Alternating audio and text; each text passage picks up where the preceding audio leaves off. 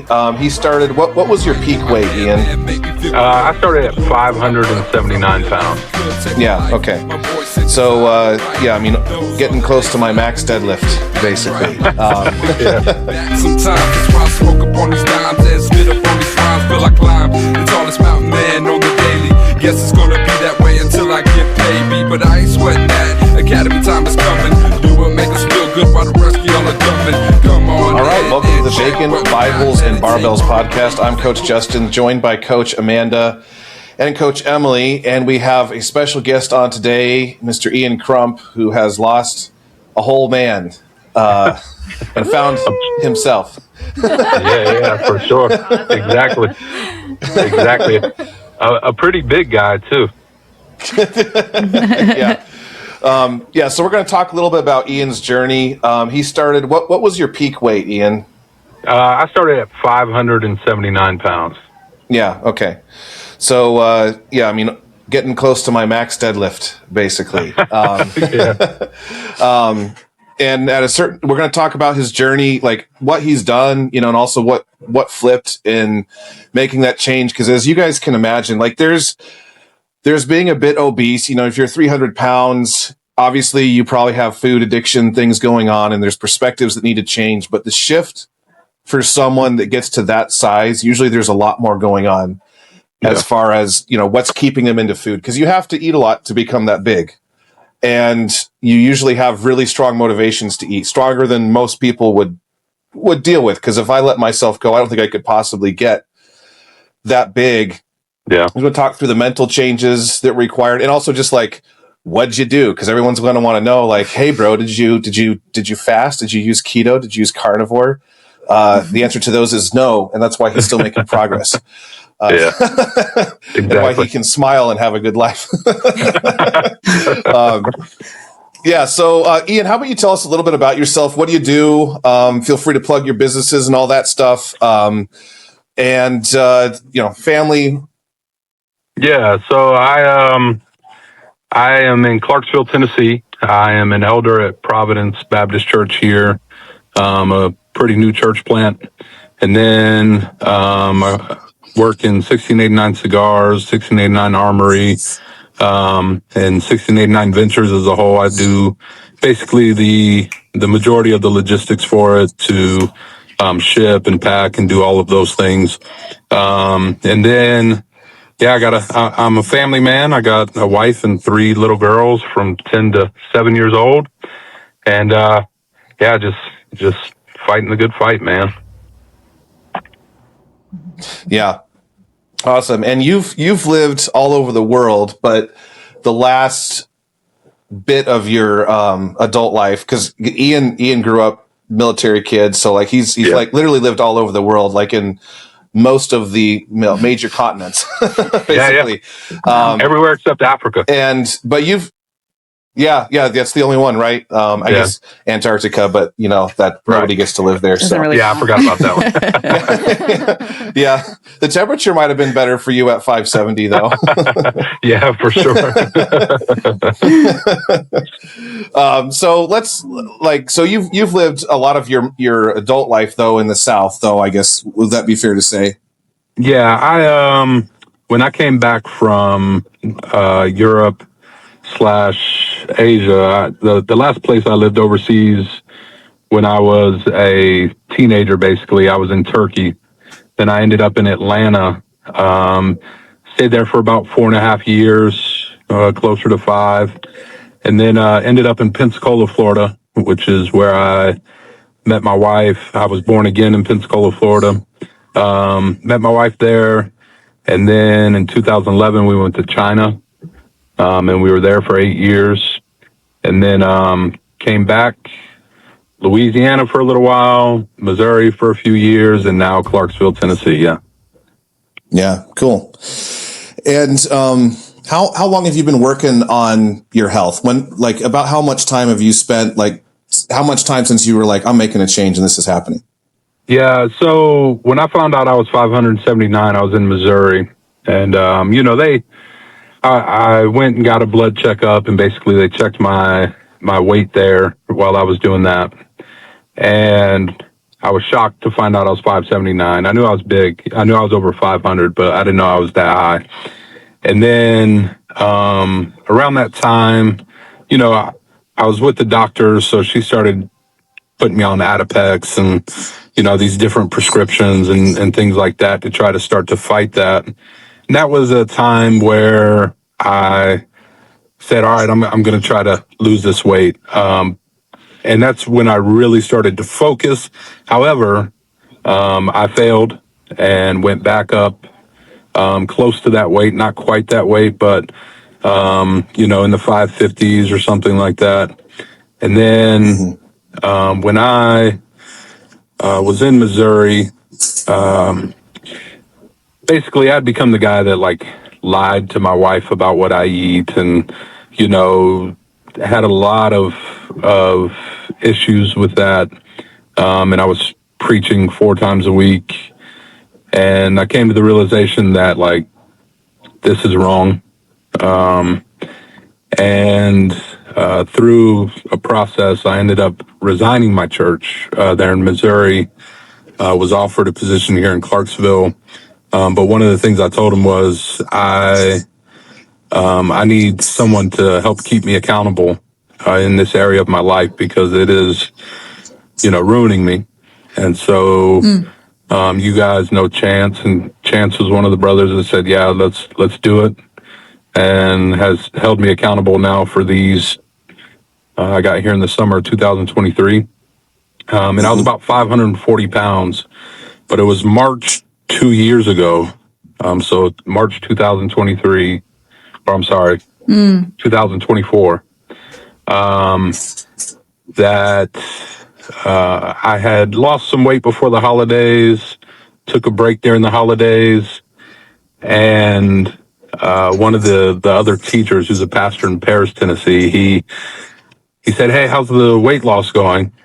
And I said, well, you know, it's the holidays and all those things. And he said, hey, bro, the holidays are over, man. This was like February. And it like hit me like a ton of bricks. I was like, man, you know, let's stop making excuses. So that February, March of 2024, I just said enough's enough. And I started to get after it. Yeah. Then would you say that, I mean, so obviously you said there was an honesty thing there. Would you say there's also to some degree like an honesty with yourself? Like you're up to a certain point kind of in denial of there being a problem or that kind of thing? Yeah, 100%. Like I'm 6'1", so I'm not terribly tall, but I'm taller than most. And I carry my weight pretty decently. You know, I was fat, obviously. I was obese. But people would be like, no, you don't look like you're 579 pounds, you know? So there's this thing in the back of your head where like, oh, well then I must not be that bad. And, I'm still a man. yeah, exactly. And, you know, so there's that little lying voice back there that's like, well, you don't look that bad and you know, praise the Lord, my health was still decent. I had some health issues, but like blood work was decent. And so there was just that voice that was like, oh, it's not that bad. Until I ended up in the hospital, where it kind of hit me, but then it still took a while to really get focused, you know, still like a year after that. Yeah, your health, because we talked many times. Your health was actually, for your size, right, was actually really good. Yeah, like you weren't diabetic. You didn't have a bunch of the issues that usually would kind of stop people. You actually, and it seems like you've kind of come through it without actually having done any real damage that we know of. Right. Praise God. Yeah. But it kind of in a way helped lull you probably into, you know, how far you got down that path, it seems like. Absolutely. I think sometimes it's the health markers that make somebody stop and turn around a little earlier. So I can see how if you didn't have that, then why change? You know, there's not something that's just, you know, some health problem knocking on your door telling you to turn Right. around. So it Yeah, can allow you to and stay there a little longer. the thing was, I was also getting around decently. You know, I wasn't running or anything, but like, you know, you watch My 600-Pound Life or something like that, and they're like barely getting out of bed. I didn't have issues like that. I was still walking around, doing what I needed to do, and able to live day-to-day life. And so, yeah, that things like that, exactly. It wasn't like this slam dunk. Oh, you're just so unhealthy, you have to turn back. Yeah, and probably the little things that it did, you know, affect happened so slowly. It was probably almost not something you'd notice because it happened so slowly over time, I imagine. Right. Yeah, exactly. And since, I mean, because you've lost a lot, I mean, no, you obviously want to lose a lot more, but what kind of things have you noticed have just gotten better as far as your life and your quality of life? So they kind of sneak up on me a little bit. Like the other day we were in the parking lot, and I raced my daughter to the car for probably the first time in her life. She's like 9 years old. You know, it's like little things like that have made such a big difference. Of course, you know, we could talk about marriage wise. Of course, things have gotten better there. I'm no longer lying to my wife. Of course, it's helped other areas. You know, there's multiple things like that. I think too now when my children, you know, like I didn't have a lap at 579 pounds, so for my kids to get up and sit with me like now is even a big deal. And so they kind of sneak up on me where I don't even realize it. And then I'm thinking about it the next day, which I just did this today with racing my daughter to the car. Like it hits me. Oh man, I did that. And then I realize, oh, you know, there's a lot of good things going on in my life right now that are great. Yeah, I remember, I think we were at the conference with you guys in the fall, and you said you had just been able to put your wedding ring on for the first time in a long time, and your girls were just like so excited. Yeah, that was one of the things. Yeah, and so one of the things that, go ahead. That was one of the things. That was one of the big ones because they would always ask me like why I don't wear it. And then one day I was in the car and said, "Hey, guess what I can do?" And I showed it to them, and they were super stoked about it. Like little things like that. Yeah. Yeah, I mean, I think a consistent theme that you kind of mentioned was just family and friend support. You know, you had to be honest with your wife, and then having Chance and some of the other guys in your life. You've worked with coaches too. I know you work with Darren, who's I know been super instrumental. Dennis. Would you say Brown. that? I mean, Dennis. Yeah, thank you. Yeah. And would you say that? I mean, obviously he's helped you with like what to do, which is super important. But if you had someone just saying what to do and putting a diet plan, do you think that would be enough? No, I don't. You know, support looks a lot different than just like saying do this or do that. You know, obviously I'm not perfect, so there's times where I've put on a little weight or I went on vacation and put on a bunch of you know, weight, and I say a bunch, but you know how that goes. And he's like, "Hey, listen, this is a 3-4 year process. This isn't something that is going to happen overnight, and there's room to make mistakes. Let's just get back to it.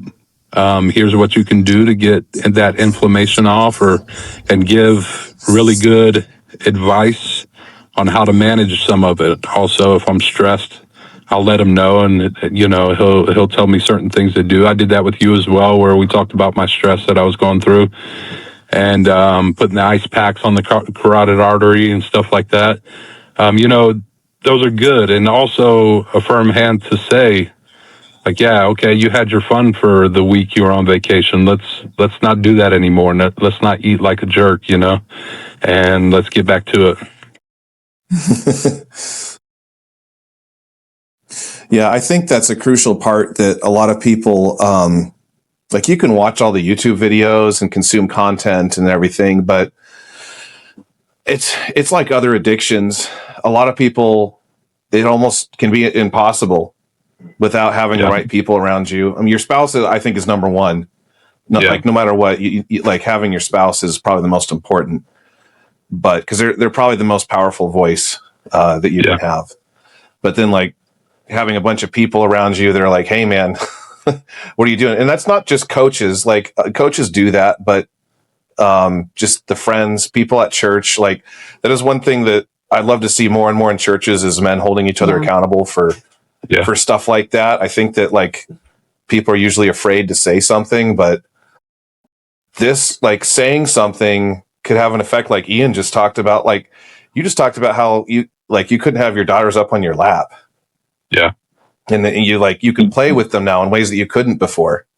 Yeah. Like that's, that's a big deal. And if people aren't around you to say that kind of thing, because they're too afraid of being nice or, you know, something like that, that's not a service. Like being nice isn't something the Bible talks about. Something we should pursue. Yeah. I think it's also scary to ask for the accountability because it's really tempting to just go and try it on your own. And if you fail, then nobody knows that you did. Mm-hmm. And if you win, then you get to say, hey, look what I did and kind of get the congratulations. But asking at the beginning, like, I need help, I need accountability, I need people to know is something that's really scary to do. Did you feel nervous about doing that? I did. There was definitely some nerves there, but, you know, I was kind of just sick of it at that point. So for me, it was probably a little easier than some. I think to Justin's point, about, that if you love somebody, not being afraid to do some of that. One of the things I've come to realize is that, you know, for some people, it's not noticeable. You know, maybe it's 10, 15 pounds. You're not going to go to that person. For me, though, it was much different. You know, if I was going and getting drunk every night, of course, somebody in my church would happily come to me and be like, you shouldn't do that. But I gained, you know, 200 pounds, 300 pounds, and nobody did it. And I think it's because there's that stigma around it, where it's not being nice. And so I do think in churches we have to find a balance. We have to give people a place to speak up about some of those issues that they're going through or dealing with when it comes to weight and eating habits and different things like that. And also not be afraid to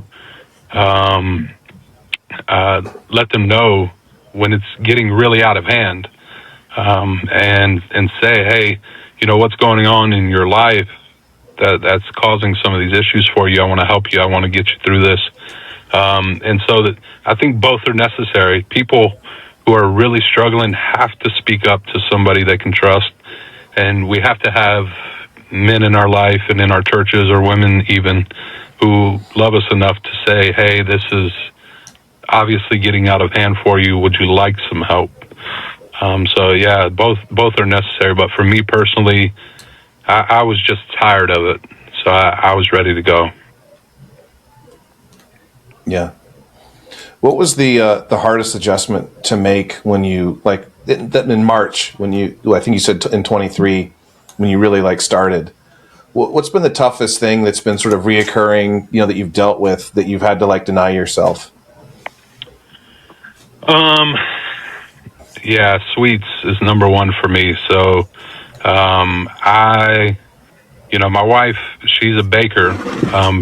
So she has to hide certain things in our house that she keeps around for her side business. And she is really, really helpful in that area to not keep those things, around and out in the open. And when things are baked, they get eaten or get shipped off to whoever's going to take them. That's number one for me. And then the other thing that was most difficult for me was getting into the gym. on a consistent basis and not being scared of it.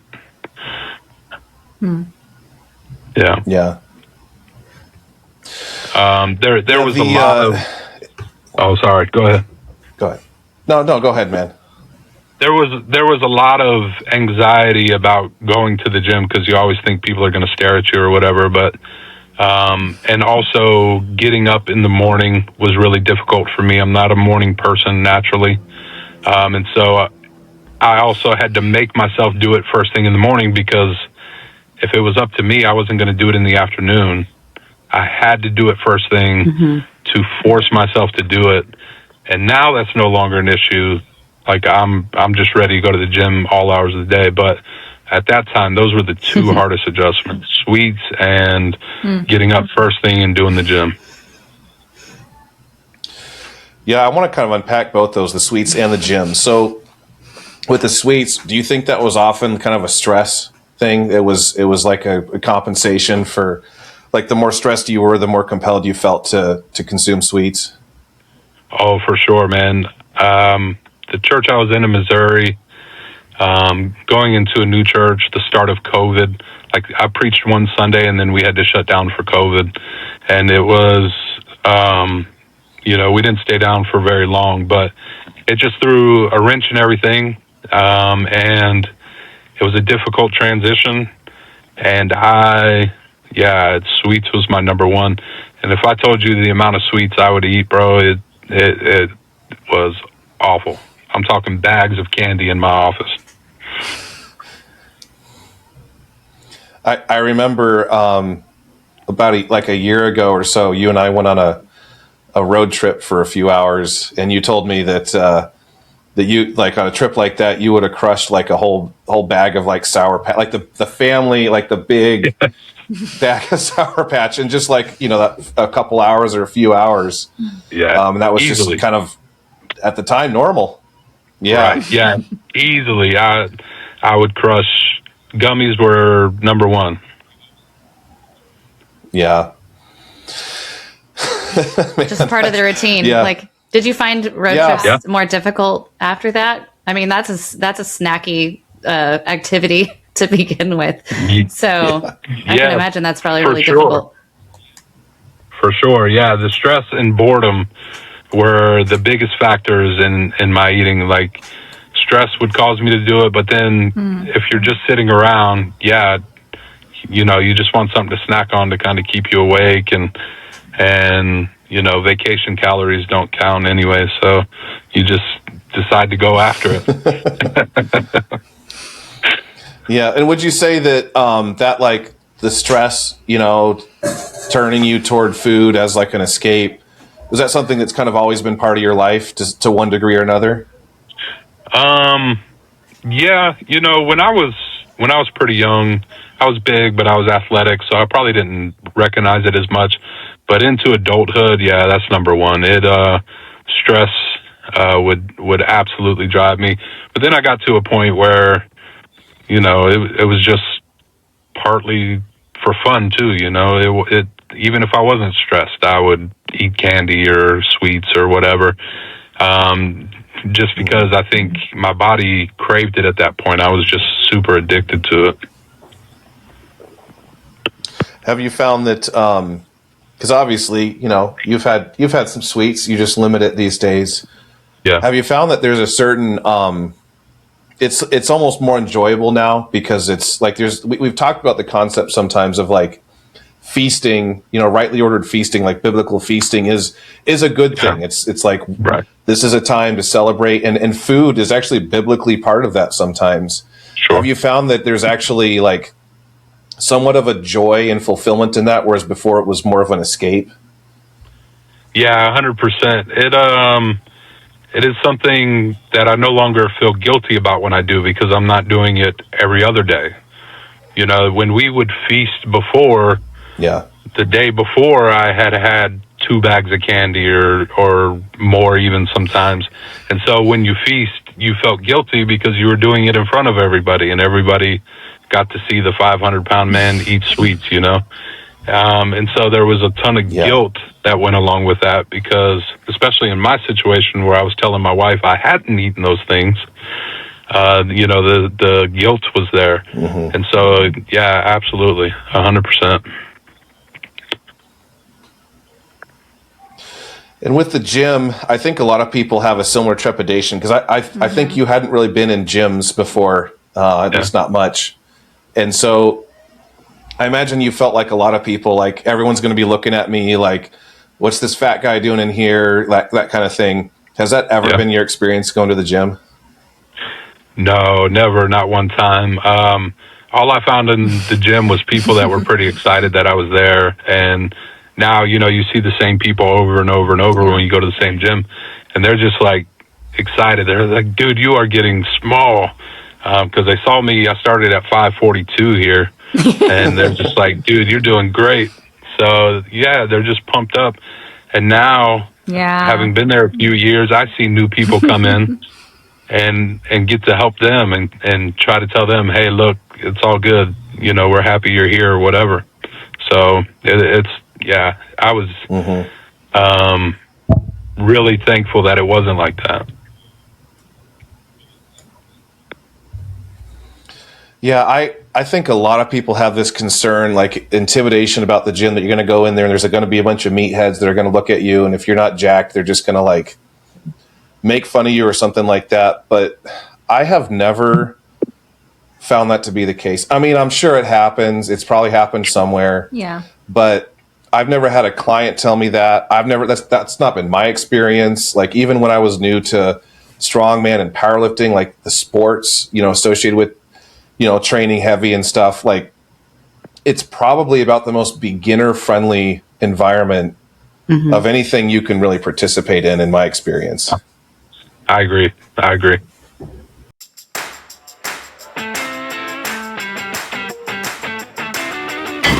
My name is Justin Johnson with High Calling Fitness. Maybe you're tired, gaining weight, waking up with joint pain, back pain, and a body that just doesn't feel like it used to. You tried to fix it, but nothing seems to last. What if you don't need another app or crash diet, but a real coach, someone to meet you where you're at and walk with you step by step? At High Calling Fitness, our coaching comes to you wherever you are. No matter where you live, small town or city, across the country or across the world, your health still matters. You don't have to go it alone. We build personalized plans based on your goals, your schedule, and your equipment, even if it's just a set of dumbbells in a small space. This isn't just training, it's a personal partnership. You'll get weekly updates, one-on-one access to your coach, and ongoing support through Zoom and Slack every step of the way. We're here to help you build strength, restore energy, and claim the life you were meant to live. Book a free consult today. Let's talk about your goals and see how we can build something better together. High Calling Fitness, built for the everyday, ready for the extraordinary.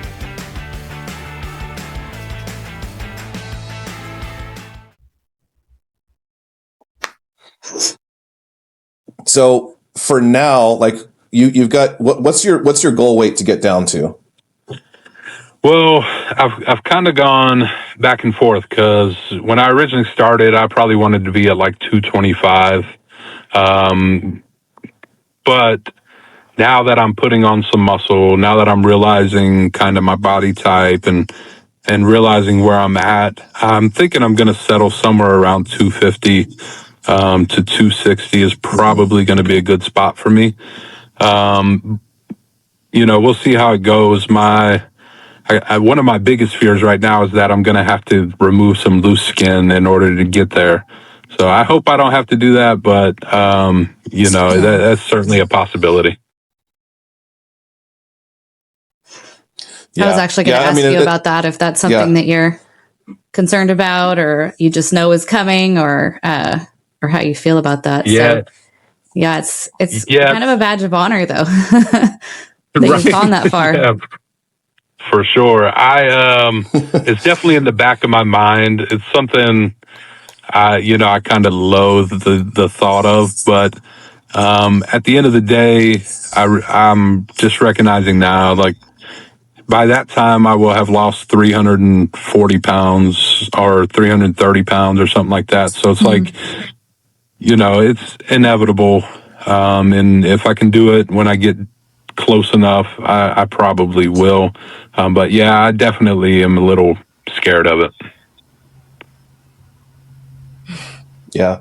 Yeah. It's a major surgery, and the recovery, it's rough. Like it's pretty, it's a big deal. Yeah. Yeah. Right. So, everyone's going to want to know, how'd you lose weight? What have you been, what's your diet look like? Obviously it shifts over time, but like, what have been the consistent themes of what's helped keep you, on track, hitting your goals and things like that? Yeah, like you said, it shifts from time to time. If I tell my trainer that I want to lose, some weight pretty quick or something like that, he adjusts it. But typically it's just hitting your macros for your body type. You're going to be somewhere, for me, I'm going to in the 200 to 250 protein range. The 340 carb range, and 50 fat range or something like that. Typically about, I've been at my highest, I was getting about 3,500 calories a day. And we've cut it as far back as like 2,500 calories at times. At one point I was really wanting to get down pretty quick because my knees were hurting and different things like that. So we had even cut it back pretty far to about 1,800 calories for a few weeks to try to get quite a bit of weight off. But yeah,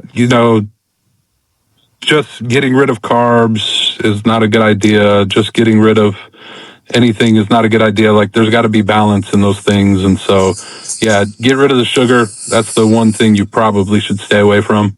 Besides that, you need all those fuels to fuel your workouts, to fuel your muscle, to fuel every part of your day. And so all those things are necessary, whether it's fat for hormones, carbs for exercise, and protein for muscle building. All of them are necessary.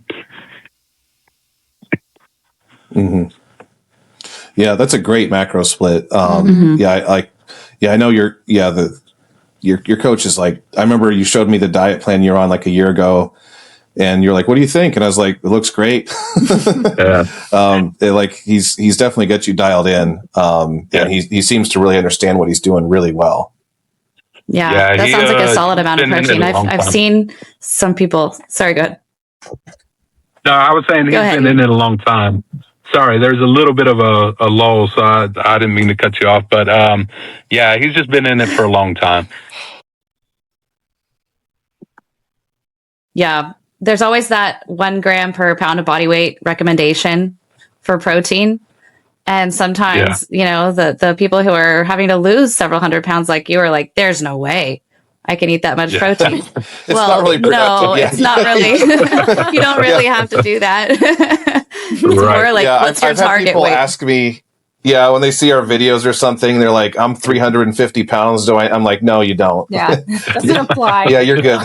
You just get like 200, 250, and so the answer is usually like, what's the goal weight version of you, like where you should be. That's really what you should be shooting for with protein. And that's exactly what you're doing, obviously. Do you feel the low energy, when you're in the mid 2000s to low 2000s calories, or is your energy level still pretty good?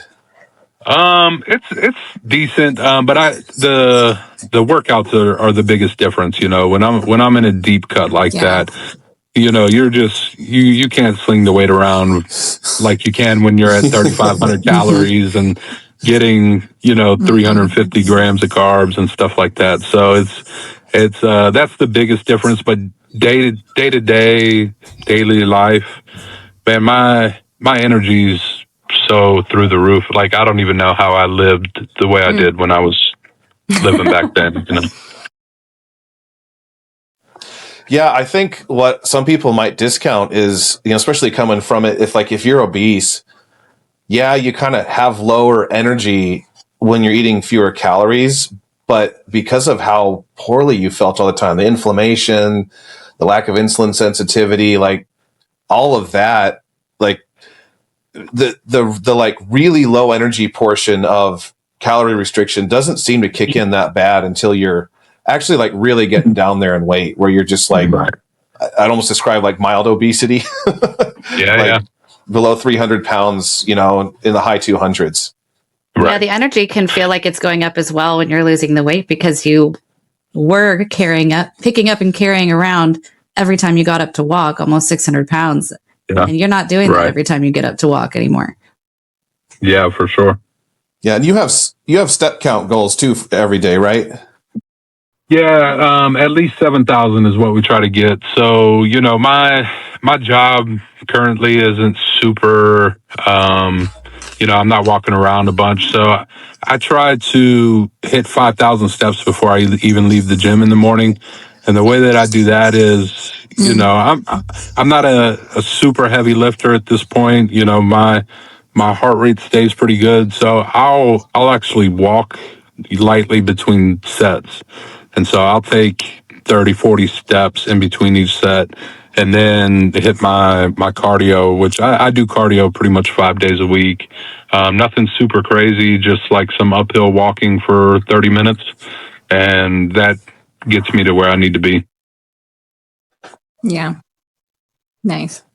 Yeah. And that movement does a lot too. Like walking, I think a lot of people, it's funny, especially in the people that lift heavy, train heavy. It used to be like a joke in the powerlifting world that like they don't walk. I can't walk. Yeah. But that's not healthy, obviously. Right. But the other thing is you can't be as strong if you're just never walking. Yeah. Like, walking is how your lymphatic system works. Walking is how your digestion works. Walking helps your insulin sensitivity. Actually, it can help reduce hunger cravings. It's the key to many things. Yeah. It's not that so many that there's been a trope over the years of bodybuilders and powerlifters and strongmen and stuff almost putting it down. But if you can't walk, that's not good. Yeah. Right.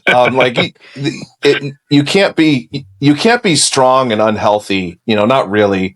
There could be a place for that in strength sport and peaking, the last little bit you might become immobile for various reasons and you could back off for a little bit, but you got to get back to it because humans, God made us to walk a lot. Humans can basically walk indefinitely. God made us that way. And there are no known health problems with that. You can't run all the time. That's not good for you. Yeah. You can't lift weights all the time. That's not good for you. But there's really no limitation on how many hours during the day you can walk. It doesn't cause problems. We only know of benefits. Yeah. Yeah. So if you could talk to yourself, 5 years ago, 10 years ago, talk to old Ian, what would you say to him? That it is worth the struggle. Keep it G-rated. That it's worth the struggle and it's worth the effort, and it's worth all the time that you put in and the sacrifices that you make of food you don't put in your mouth, and the effort, the time to go to the gym and the time to weigh your food, that all those things are pretty much worth the trouble that they seem, because the opposite of that is so much worse. It is a life of regret and guilt and a different kind of struggle, and it's worth doing. Why don't pastors talk about gluttony more? Well, I think there's multiple reasons why, which would be hard to completely cover. But I honestly believe it's because too many of us practice it as pastors without repentance, and also, there's too many people in your congregation that would get pretty pissed at you. So it's easy to shy away from. Yeah. Mm-hmm. Yeah. I think a lot of it comes down. I think the common theme that you're talking about is a fear of man. Yeah.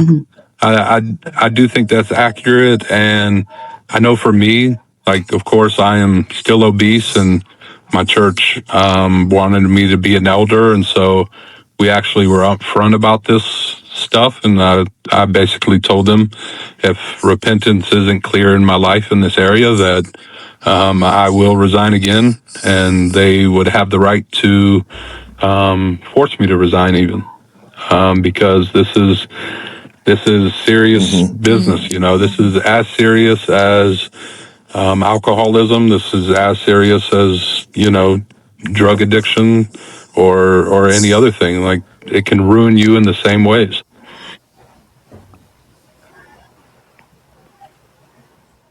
Yeah, I completely agree. I think it's a real, like, serious conversation, and I think that a lot of people are afraid to make that connection, to even make those comparisons, would almost say it's not fair. But gluttony is spoken of very poorly in the Bible. When Paul talks about, you know, people whose God is their belly, it's in a list of a lot of other really damning sins. It's right up there. Well, I'll tell you a story. Yeah, I think go ahead, Ian. My first week in my pastorate in Missouri, I had a man in that church come to me and say, "I just want you to know I didn't vote for you, and here's why." And he told me that it was because of my weight. And at that time, I, of course, you know, was like, well, I'm going to work on it. I'm going to do this. I'm going to do that.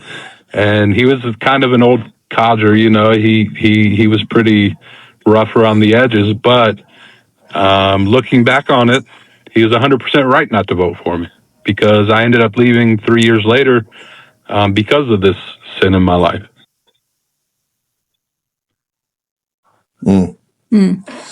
Would you say that gluttony, unrepentant gluttony, is a cause for should be a biblical cause for disqualification in a pastor or an elder?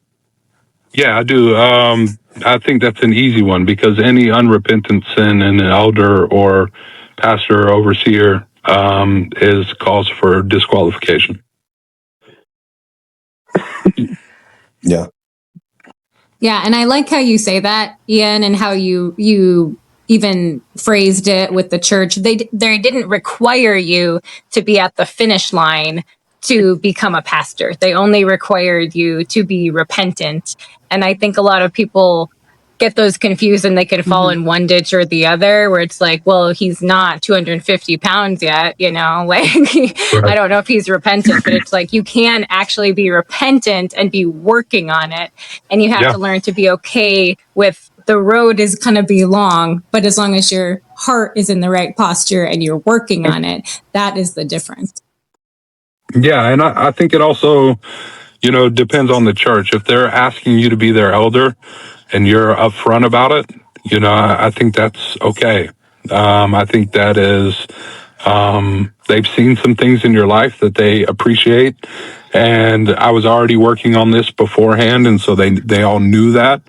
And, you know, I think it depends on whether, you know, sometimes pastorates are basically careers at this point. So people jump around from church to church until they find one they can finally settle in, which of course is not the biblical model to pick a pastor.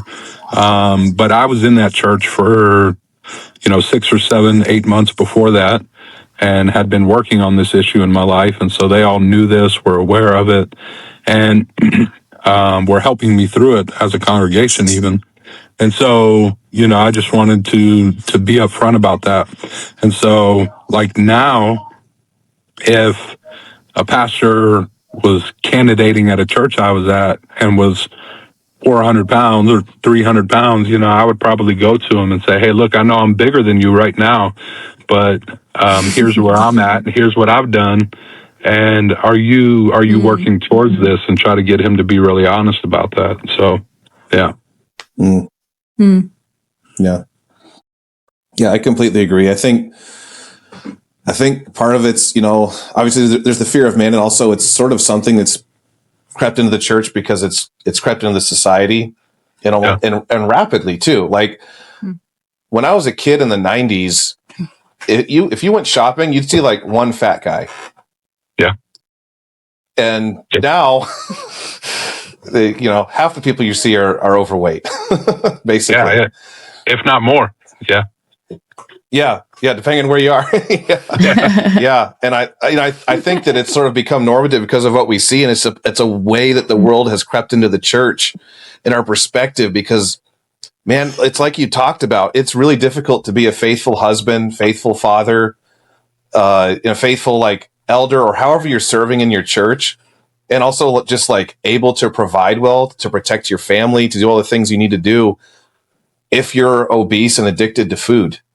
Yeah, for sure. It's holding back every area profoundly. Yeah, and in any role, I think pastors, elders included, you want longevity in that role.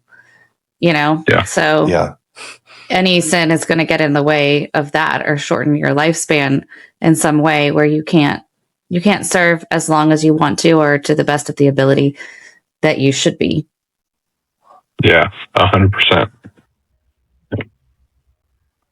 Yeah, and as far as like discipline, that's something that obviously you've developed, and it's a part of your life that's grown immensely. Have you found that discipline with your food, going to the gym, getting your steps, all that kind of stuff, has that poured over into just having discipline in other areas of your life, almost by osmosis?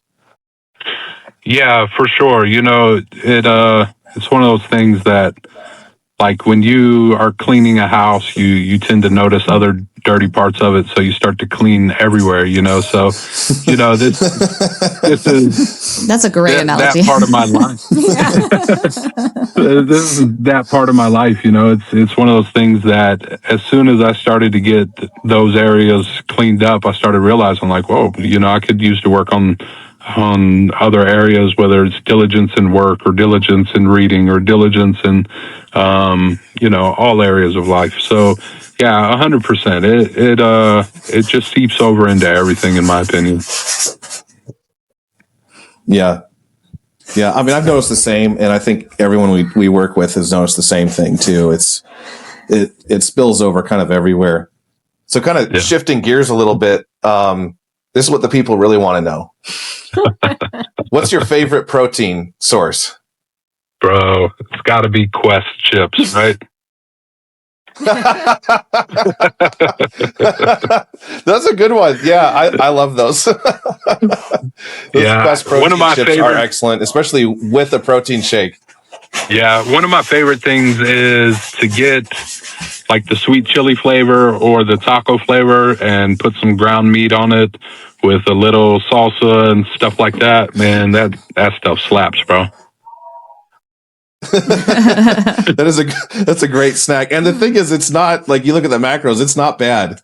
Not at all. Like if you're putting lean ground beef on Quest protein chips and salsa, like you can get a lot of protein, not like it's not hard and it's not a whole lot of fats. It's not even that many carbs, honestly, because those chips don't have that many, but it's that's a great snack.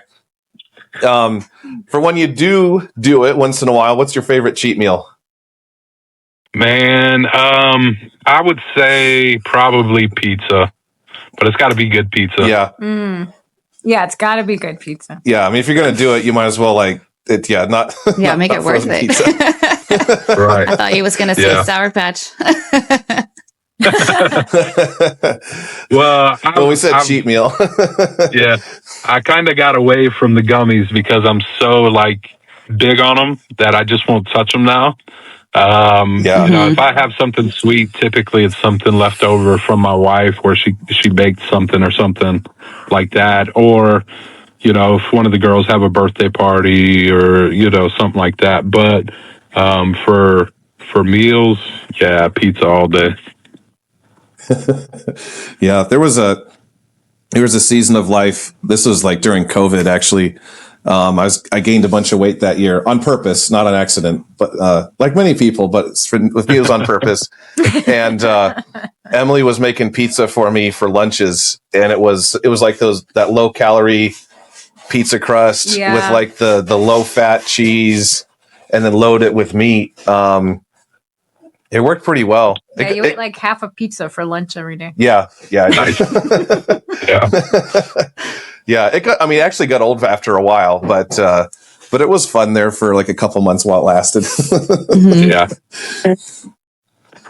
So when you're training, what do you listen to? So I'm a hip hop guy. That's kind of what I grew up on in the 90s and 2000s. So nowadays, obviously, there's some pretty wicked stuff out there. So I try to get the clean albums that I used to listen to back in the day that cuts out all the cursing and all that stuff. So, because mainly I just like the beat anyway. So I'm not even really paying attention to the words. But yeah, that's what I do. I'll get on Apple Music and get the clean albums and stuff like that. Yeah, fun fact about Ian: he used to be a rapper in Atlanta. Yeah, you were in that scene, right? Yeah, big time. What? Big time. Do you mind sharing your stage name? I was Journey One because I had traveled so much and all those. I called myself Journey One. Yeah, I don't know if any of it's Googleable, but Well, I'm gonna try. I've actually heard some of it. Yeah, Ian actually has a really good voice for rap. Like really good voice for rap. It's actually still out there, so I'll send Justin the link and he can pass it to you guys.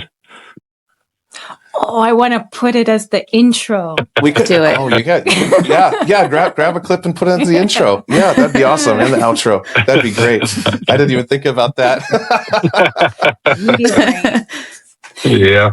Yeah. So Ian, we're not going to be on much longer. I want to, if there's going to be people listening to this that they've had the same struggles and things like that. We've talked about the tools you use and things, and even what you'd say to yourself at the time. But like, what would you say to that man or woman that's like in that addiction cycle?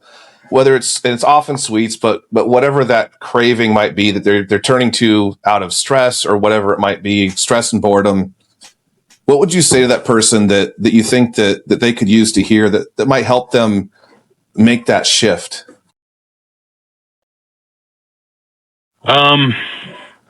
I think number one is they need to understand that God doesn't want that for them. I think that's number one, that God does not want you in a cycle of addiction and eating. And then I would say that there needs to be some time spent with themselves and quietly asking themselves whether this is really what they want for their life. And then they need to pick out, one or two people that could help them on this journey and encourage them on this journey. For some people, I wish it would be their spouse, but it may not be able to be their spouse, unfortunately, because there are plenty of spouses who might sabotage this for them. Far too many spouses, because maybe they're not ready or something like that. And we would hope, especially if they're Christian, that that's not the case. But they need to consider who they're going to ask to help them on this journey. And if it can be their spouse, that should be number one. And then, a friend from church or someone like that.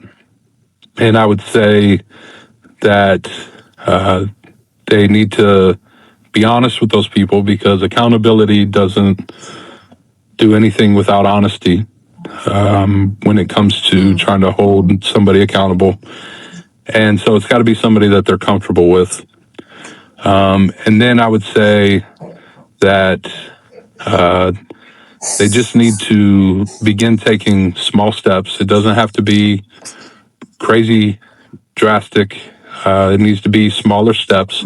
here's a couple of things I can get out of my life. Here's a couple of things that I can do, whether it be hitting a step goal, whether it be joining a gym, and they need to begin. And all I can say is that momentum builds.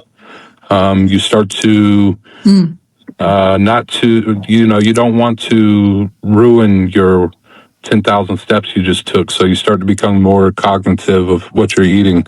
You don't want to ruin your workout. And so you start to realize like what can actually help me in these areas, and momentum builds. And so unless you start, you're just going to continue to fail. And I would also say that our life matters and counts for something, not only in eternity, but here. We leave a legacy. We leave a memory for people, and we need to decide what we want that to be. And if we want it to be, the father in my case who couldn't run with his kids, then yeah, you maybe that's what you want. But I don't think anybody wants things like that. So make those decisions, start small, build momentum, and start to learn and grow. And so, it takes time.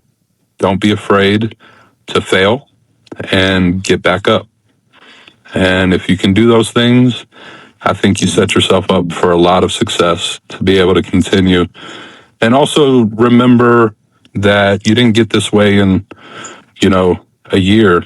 This took a lifetime of doing. There's certain parts of your life that you have to get past, whether, so for some people, it might be some sort of, bad thing that's happened in their life. And so they struggle with food addiction or how they were raised. And so there's things to get over. And so we're not asking for perfection in any way. We just want some progress, because it'll only help you. Yeah. Thanks, man. I think that's really well said. Yeah. So pretty parting thoughts before we head out. Amanda, Ian, Emily. No, just really appreciate you being on. That was great how you finished it up. Yeah, it's really great. And I'll just say that like Ian's living what he's saying right now. We've been around Ian. Justin's been around Ian a lot the past couple of years, and we've been to his house. Like he's a disciplined man, and we're very proud of him. Yeah, I've eaten things in front of him, and he's that he shouldn't eat, and he's kept himself from it. He's also been like, Mike, bring that in here. Yeah, for sure. Well, I appreciate you guys. I love you guys, and I'm thankful for you, and appreciate all that you do. And yeah, man, just keep pushing. Yeah. Well, thanks for coming on, man. Really appreciate it. I hope this is encouraging to anyone listening. The time to start is now. It's never too late. The earlier you start, the better. And find that person that can help you be accountable, find that support system, find the people. It's not that hard to find out what to do, but it can be difficult to find out who to talk to about it. And if you're in that addiction cycle, having that support system is as valuable or more valuable than the knowledge. Yeah, absolutely. Cool. Awesome. Well, if anyone found this encouraging, you want to talk to us, we'd be happy to help, of course, at High Calling Fitness. You can find us at highcallingfitness.com. We'd be happy to help, meet you, find out what your situation is, and see how we can help. And until then, gains and grace. Gains and grace. Gains and grace. See you guys.